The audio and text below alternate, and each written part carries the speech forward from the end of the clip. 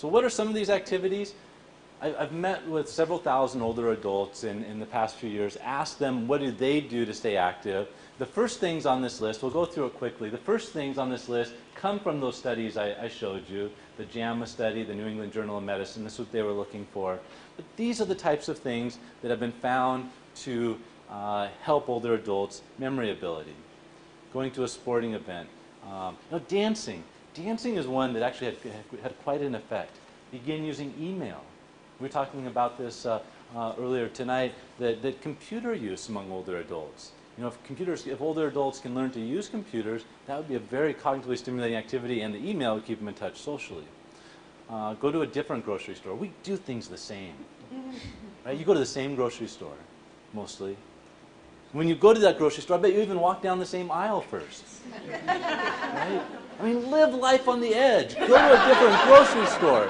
Or at least go down a different aisle. This is actually, this is an original. Actually, a researcher at Duke University has come up with a program called Neurobics for middle-aged adults. And these are some of the recommendations. Brush your teeth with your left hand.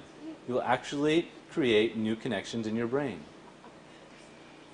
Volunteer, write a letter, join a book club.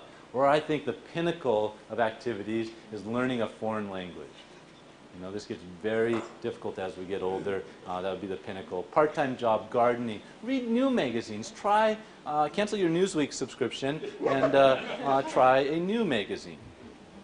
Listen to the radio. Play new board games. And if you do listen to the radio, try to find a talk radio show that's not stressful. Stress is bad for your memory. Not angry. That would be not so good. Good luck there. Visit museums. Elder hostel.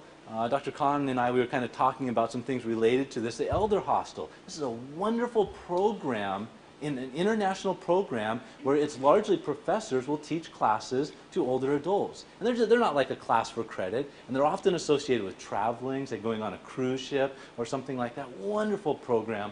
And we have a local one. Encore is one here in Oregon. Try using the bus. Cooking new recipes. The cognitive stimulation also. I've never seen research on this, but I think if older adults would eat a wider variety of food, they would lose less of their taste sensitivity. I don't know if that research has been done, but older adults will lose taste sensitivity over time. And why wouldn't the parts of the brain processing taste and the receptors operate the same as the other principles related to use it or lose it? So you might even increase taste sensitivity, although I do not know of research that supports that. Students, a good master's thesis. Sewing, join a chorus or local orchestra.